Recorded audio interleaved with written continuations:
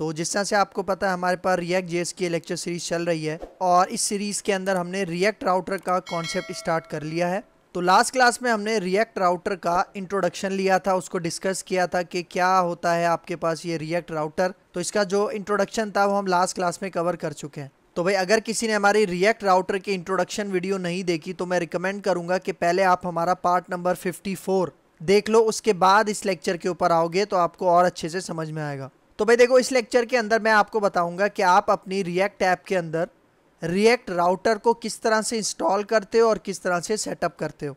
क्योंकि भाई देखो, आपको याद होगा इंट्रोडक्शन में मैंने आपको एक बात बताई थी कि रिएक्ट राउटर हमारी रिएक्ट ऐप में बाय डिफ़ॉल्ट नहीं होती। मतलब रिएक्ट राउटर ही जो लाइब्रेरी है वो बाय डिफ़ॉल्ट बिल्ट इन हमारी रिएक्ट ऐप के अंदर नहीं होती। इसको हमें सेपरेटली, रिएक्ट राउटर को हमें सेपरेटली इंस्टॉल करना पड़ता है अपनी रिएक्ट ऐप के अंदर।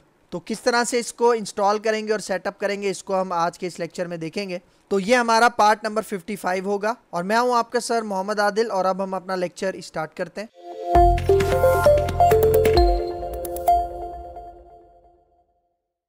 तो भाई देखो, रिएक्ट राउटर को इंस्टॉल करने के लिए कुछ स्टेप्स हैं मेरे पास। उन स्टेप्स को फॉलो करते हुए हम अपने रिएक्ट राउटर की जो लाइब्रेरी है उसको हम इंस्टॉल करेंगे। तो आगे आ जाओ। तो यहाँ पे देखो, इंस्टॉलिंग रिएक्ट ऐप। ठीक है भाई, देखो सबसे पहले हमें एक रिएक्ट ऐप चाहिए। रिएक्ट ऐप हमें क्यों चाहिए? क्योंकि भाई यहाँ पे देखो अभी तक हम अपनी कौन सी ऐप में काम कर रहे थे। देखो लेफ्ट साइड पे न्यू ऐप, लेकिन रिएक्ट राउटर के कॉन्सेप्ट को इंप्लीमेंट करने के लिए मैं एक बिल्कुल फ्रेश रिएक्ट ऐप बनाऊंगा और उसके अंदर मैं अपने रिएक्ट राउटर को इंप्लीमेंट करके दिखाऊंगा। इसका मतलब अब मैं ये जो न्यू ऐप है इसको यूज नहीं करूंगा। तो भाई देखो, ये जो न्यू ऐप है ये मैंने कहाँ पे बनाई थी मैं आपको दिखा देता हूँ। देखो आपने फाइल पे जाना है, ठीक है, और यहाँ पे आ जाओ ओपन फोल्डर में। ठीक है, ओपन फोल्डर करते हैं। ठीक है, तो यहाँ पे देखो दिस पीसी के अंदर डॉक्यूमेंट्स का फोल्डर था और डॉक्यूमेंट्स के अंदर मैंने एक रिएक्ट जेएस का फोल्डर बनाया था। ये रिएक्ट जेएस का फोल्डर कब बनाया था? जब हमने अपनी इस रिएक्ट प्लेलिस्ट को स्टार्ट किया था तो तब मैंने ये रिएक्ट जेएस का फोल्डर बनाया था अपने डॉक्यूमेंट्स के फोल्डर में, और तब मैंने वहां पे एक न्यू ऐप के नाम से एक रिएक्ट ऐप क्रिएट की थी। लेकिन अब मैं अपने इसी रिएक्ट जेएस के फोल्डर के अंदर एक दूसरी रिएक्ट ऐप क्रिएट करूंगा। तो यहाँ पे देखो, अब मैं चलता हूँ यहाँ पे अपने डॉक्यूमेंट्स वाले फोल्डर में और यहाँ से देखो मैं सिलेक्ट करता हूँ अपना ये रिएक्ट जेएस वाला फोल्डर। ठीक है, इसको आपने यहाँ पे सिलेक्ट करना है और देखो ये सिलेक्ट फोल्डर का बटन नजर आ रहा होगा, आपने इसके ऊपर क्लिक करना है। तो यहाँ पे देखो, अब मैं यहाँ पे आता हूँ, टर्मिनल ओपन करता हूँ। ठीक है, न्यू टर्मिनल ले लेता हूँ। तो यहाँ पे देखो इस वक्त मैं कहाँ पे हूँ? डॉक्यूमेंट्स के अंदर रिएक्ट जेएस के फोल्डर के अंदर हूँ। तो यहाँ पे मुझे सबसे पहला काम क्या करना है? यहाँ पे देखो फर्स्ट स्टेप क्या है हमारे पास? फर्स्ट स्टेप है create react app by using this command below. मतलब हमें सबसे पहले एक रिएक्ट ऐप क्रिएट करनी है। तो उसके लिए मैं सबसे पहले क्या लिखूंगा अपने टर्मिनल पे? क्रिएट रिएक्ट ऐप और उसके बाद अपनी ऐप का नाम। अच्छा देखो, ये वाली कमांड आप तभी रन कर सकते हो जब आपकी एक क्रिएट रिएक्ट ऐप आपके सिस्टम में इंस्टॉल्ड हो। क्योंकि आपको याद होगा जब हमने फर्स्ट टाइम रिएक्ट को इंस्टॉल किया था अपने इस लेक्चर सीरीज के स्टार्ट में, तो मैंने यहाँ पे ये वाली कमांड आपको बताई थी, installing create react app command below. देखो हमारे पास एक कमांड थी, npm के थ्रू हमने उसे इंस्टॉल किया था। npm इंस्टॉल, फिर ग्लोबल -g और उसके बाद क्रिएट रिएक्ट ऐप। क्योंकि देखो फर्स्ट टाइम ये वाली कमांड हमें लाजमी एग्जीक्यूट करनी होती है जब हम अपनी रिएक्ट ऐप को, क्रिएट रिएक्ट ऐप को इंस्टॉल करते हैं अपने सिस्टम में। मतलब जब आपने एक दफा अपनी ये वाली कमांड एंटर कर दी, उसके बाद आपको जब भी रिएक्ट ऐप बनानी है तो तब आपको सिर्फ ये वाली कमांड टाइप करनी है। क्योंकि देखो ये क्रिएट रिएक्ट ऐप आपको तभी मिलेगा जब आप इसको यहाँ पे इस तरह से इंस्टॉल करोगे। तो ये वाला काम, ये वाली जो कमांड है, ये तो मैंने अपनी इसी प्लेलिस्ट के शुरू में रन कर दी थी और इस क्रिएट रिएक्ट ऐप को इंस्टॉल कर लिया था। तो मुझे अभी यहाँ पे सिर्फ क्या करना है, ये वाली कमांड एंटर करनी है, क्रिएट रिएक्ट ऐप लिखना है और फिर अपनी ऐप का नाम। ठीक है, तो यहाँ पे आ जाओ। ठीक है, तो यहाँ पे देखो मैं कहता हूँ क्रिएट, फिर हाइफन रिएक्ट और फिर हाइफन और फिर ऐप और उसके बाद अपनी ऐप का नाम। तो भाई देखो मैं यहाँ पे अपनी ऐप का नाम रखता हूँ react underscore router underscore demo. सही है, मतलब देखो स्पेस के बाद आपको ये जो नजर आ रहा है ये क्या है? मेरी रिएक्ट ऐप का नाम है। आप अपनी रिएक्ट ऐप का नाम कुछ भी रख सकते हो। मैं अपनी रिएक्ट ऐप का क्या नाम रख रहा हूँ? React router demo. ठीक है, तो अब यहाँ पे आके एंटर करते हैं। अच्छा, एंटर करने के बाद ये थोड़ा सा टाइम लेगा और एक चीज का आपने ख्याल रखना है कि इस दौरान आपका नेट कनेक्ट होना चाहिए। तो जब तक ये इंस्टॉल हो रहा है तब तक मैं अपनी वीडियो को पॉज करता हूँ और जब ये कंप्लीट हो जाएगा फिर मैं वापस इसको रिज्यूम करता हूँ। ठीक हो गया?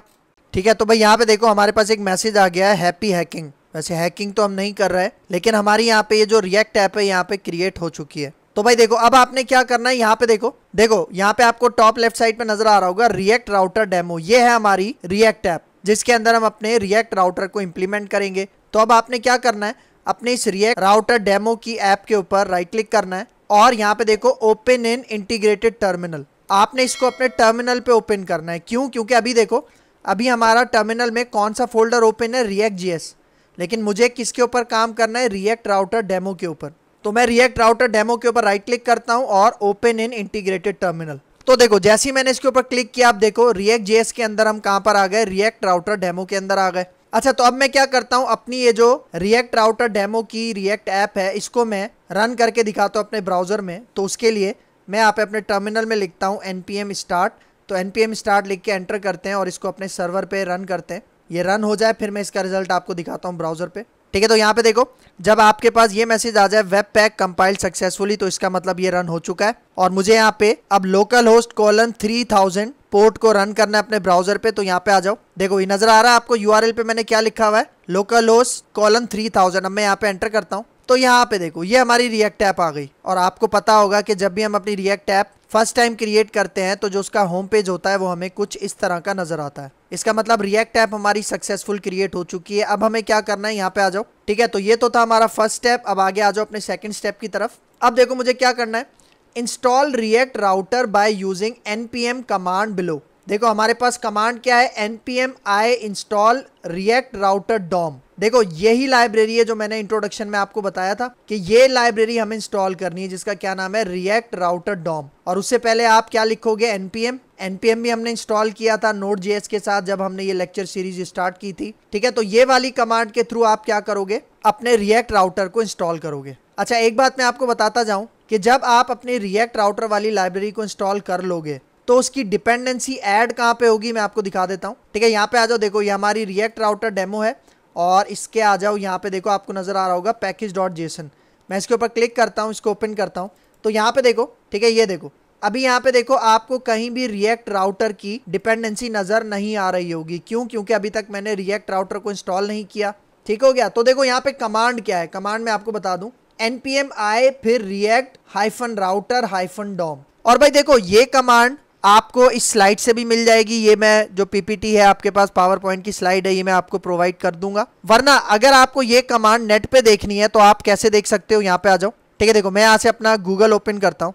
ठीक है, गूगल ओपन करते हैं और मैं आपको दिखाता हूँ। आपने यहाँ पे लिखना है npm react router dom। ठीक है, ये लिख के आपने गूगल पे एंटर करना है और देखो पहला आपको यहाँ पे लिंक नजर आ रहा होगा रिएक्ट राउटर डॉम। आपने इसके ऊपर क्लिक करना है तो यहाँ पे देखो ये आपको नजर आ रहा है। ठीक है, और थोड़ा सा स्क्रॉल करके नीचे आओ तो देखो आपको बता रहा है कि देखो वीकली डाउनलोड्स कितनी है और वर्जन कौन सा यूज हो रहा है, लेटेस्ट वर्जन इस वक्त कौन सा है, 6.3.0। हो सकता है जब आप इस वीडियो को देख रहे हो तो इसका वर्जन आगे का हो जाए, 7 हो जाए या 8 हो जाए, लेकिन इंस्टॉल इसी तरह से होगा। और देखो वो जो कमांड है वो आपको कहाँ पे मिलेगी, यहाँ पे देखो ये आपको नजर आ रहा है npm i react router dom। हो सकता है फ्यूचर में इस कमांड के अंदर भी कुछ मॉडिफिकेशन हो जाए, लेकिन जो एक्चुअल कमांड है वो आपको इसी वेबसाइट से यहाँ से मिल जाएगी। तो देखो आप यहाँ से भी इसको कॉपी कर सकते हो। देख रहे हो कॉपी का आपको बटन नजर आ रहा होगा, आप इसके ऊपर क्लिक करो, इससे क्या होगा, ये कॉपी हो जाएगी।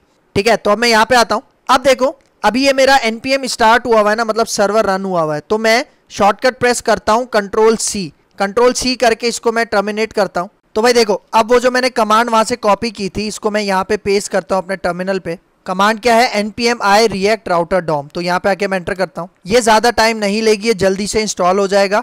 लेकिन आप एक चीज नोटिस करो, यहाँ पे देखना गौर से अपने package.json वाली फाइल में अभी तक यहाँ पे देखो रिएक्ट राउटर डॉम मौजूद नहीं है। लेकिन ये देखो जैसे हमारी कमांड कंप्लीट हुई, ये देखो ये रिएक्ट राउटर डॉम आ गया और इसका वर्जन मैंने आपको क्या बताया था, 6.3.0।